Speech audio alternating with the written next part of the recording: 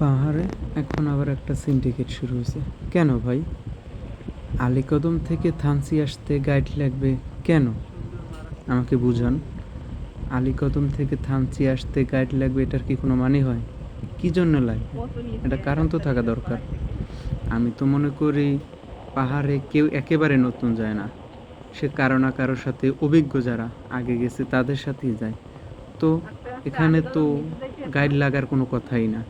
হ্যাঁ, গাইড তখন ওইখানে লাগে যেখানে আপনার রিস্কি জায়গা, মানুষ মানে বিপজ্জনক থাকতে পারে, বা আপনার দুর্গম এলাকা।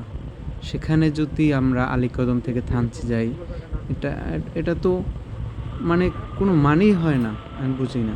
হ্যাঁ, বগা লেক যেতে গাইড লাগে, সেখানেও আহামরি গাইড লাগার কথা না আমি মনে করি। আমরা যদি বগা লেক যাই, হ্যাঁ, আমরা এখানে একদিন যদি থাকতে চাই, তাহলে আমাদের কি করতে হবে? ওই গাইডের সম্পূর্ণ খরচ আমাদেরকে বহন করতে হবে। আমি মনে করি এটা পুরোপুরি একটা সিন্ডিকেট। মানে আমাদের হয়রানি করা ছাড়া আর কিছুই না। হ্যাঁ, কি বলেন আপনারা?